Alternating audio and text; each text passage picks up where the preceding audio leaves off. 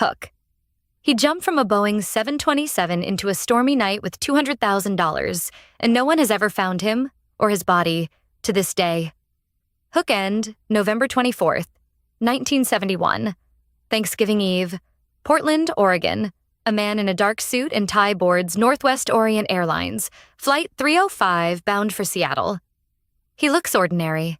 Middle-aged, calm, unremarkable. He orders a bourbon and soda.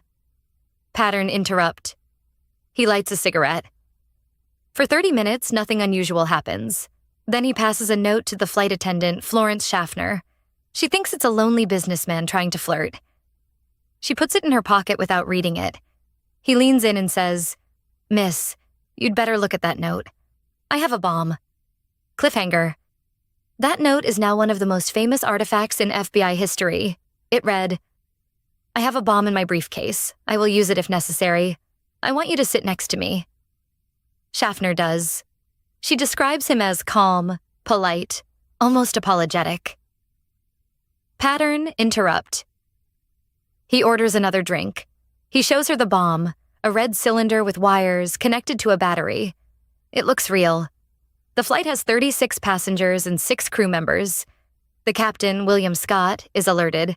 The hijackers' demands, $200,000 in $20 bills, unmarked, non-sequential, and 4 parachutes, 2 primary, 2 reserve.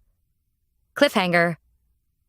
The FBI scrambles. They assemble the ransom at Seattle-Tacoma Airport.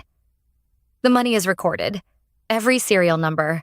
The parachutes are military surplus, not civilian. This detail will matter later. Pattern interrupt. The hijacker allows the passengers to deplane in exchange for the money and parachutes. He keeps 2 flight attendants, Tina Mucklow and the pilot.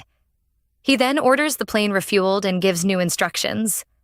Fly to Mexico City at minimum altitude, 10,000 feet, with flaps down at 200 knots. This is a man who understands aviation. Cliffhanger. At 7:38 p.m., somewhere over southwestern Washington, the hijacker opens the aft stairs of the 727. He jumps into a freezing, rain-soaked night. The plane is flying through a storm. He is not wearing a parachute helmet or oxygen. He is wearing a thin suit and loafers. Pattern interrupt. The FBI loses him instantly. The plane lands in Reno with the aft stairs still down. The hijacker's seat is empty. The ransom is gone. The only physical evidence, a clip-on tie, a mother-of-pearl tie tack, and 2 of the 4 parachutes still on board. He took the other 2, but one of the parachutes was a training dummy, sewn shut, non-functional. Cliffhanger. The investigation becomes the largest manhunt in FBI history. Over 800 suspects are investigated. The case file grows to over 60 volumes. Pattern interrupt. The FBI analyzes the tie. It's from a J.C. store, sold only in the Pacific Northwest. They find rare titanium particles on it, possibly from the aerospace industry. The hijacker might have worked at Boeing. They also find traces of bismuth, used in batteries. The bomb might have been real, but possibly a dummy. Cliffhanger. In 1980, an 8-year-old boy finds $5,800 of the ransom money, decaying on a sandbar on the Columbia River. The serial numbers match. Pattern interrupt. The money is water damaged, suggesting it was buried and exposed to the elements, but no body is ever found. The FBI concludes he likely died in the jump. The conditions were lethal. But the alternative theory is that he survived, and that the money was planted to mislead investigators. Cliffhanger. Psychological analysis. The hijacker's behavior is studied. He was polite, patient, and detail-oriented. He did not threaten or harm anyone. Pattern interrupt. He was likely ex-military, possibly a paratrooper with knowledge of aircraft systems.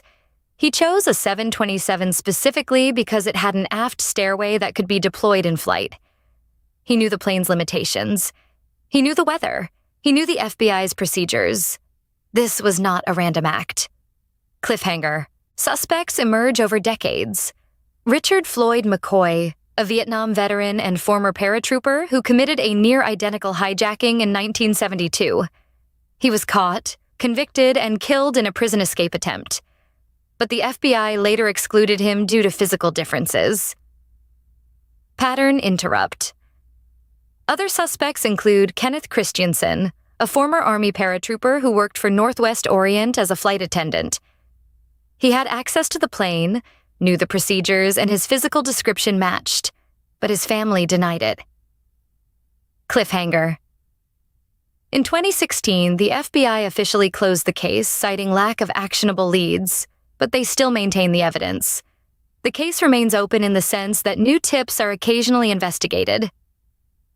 Pattern interrupt. The hijacker's identity is unknown. His fate is unknown. The only certainty is that he pulled off the perfect crime, or died trying. Cliffhanger. The D.B. Cooper case endures because it violates our sense of justice. A crime was committed, but no one was punished. The victim, Northwest Orient, lost $200,000, but no one died. The hijacker became a folk hero to some, a criminal to others. Pattern interrupt. The FBI's failure to solve the case exposed gaps in aviation security. Within 2 years, all commercial aircraft were fitted with locking cockpit doors and peepholes. The 727's aft stairway was modified to prevent in-flight deployment. Cliffhanger. Today, the case is a cultural touchstone. Books, documentaries, and a Netflix series have explored every angle. But the central mystery remains. Who was D.B. Cooper? Did he survive? Did he die in the jump? Pattern interrupt. And if he did survive, what kind of life did he live, knowing he had gotten away with the only unsolved skyjacking in American history? Cliffhanger. The FBI has a message for the hijacker, if he's still alive. We're still looking. And for the rest of us, the case is a reminder that some mysteries never fully close. Pattern interrupt. D.B. Cooper became a ghost, a legend. And in doing so, he achieved the ultimate escape. He vanished into the storm and into history. Cliffhanger. If you enjoyed this deep dive, subscribe for more true crime investigations. And in the comments, do you think D.B. Cooper survived? We'd love to hear your theory. Pattern interrupt. Thanks for watching.